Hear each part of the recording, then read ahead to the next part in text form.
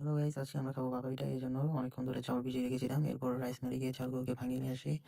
এরপর কিছু চাউলের গুঁড়ো একটি বলের মধ্যে নিয়ে নিই। তারপর আমরা সেখানে পরিমাণ মতো লবণ দিয়ে তারপরে ভালোভাবে মিক্স করে নিব। তো ভালোভাবে মিক্স করে নেওয়া হয়ে গেলে তারপর আমরা কুসুম গরম পানি দিয়ে তারপর আবার ঢেলে দেবো তার উপরে কিছু পরিমাণ মতো। তারপরে ঢেলে দেওয়ার পর আবার ফিরে আমরা ভালোভাবে মিক্স করে নিব পানিটা গুঁড়ির সাথে, যাতে ভালোভাবে মিক্স হয়ে যায়। সেই ততক্ষণ পর্যন্ত মিক্স করব।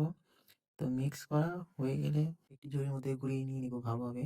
গুঁড়িয়ে নিয়ে ভালোভাবে ঝুড়িতে চেলে নিব। এরপর একটি বাটির মধ্যে গুড়, নারিকেল, খেজুরের গুড় এগুলো দিয়ে সুন্দরভাবে একটি কাপড় দিয়ে ঢেকে দিব। তারপর আমাদের পিঠা রেডি। দেখতে পাচ্ছেন পিঠাটি কি সুন্দর হয়েছে। এরপর পিঠাটি খেয়ে দেখবো কেমন হয়েছে। দেখেন, ভাঙার পরে দেখেন কি সুন্দর দেখা যাচ্ছে। যদি আমাদের ভিডিওটি আপনাদের কাছে ভালো লেগে থাকে তাহলে লাইক, কমেন্ট, শেয়ার এবং ফলো দিয়ে আমাদের পাশে থাকবেন, যাতে আরো আমরা এরকম ভিডিও বানাতে ইচ্ছুক হই। আজকের জন্য এই পর্যন্তই। সবাইকে আল্লাহ হাফেজ।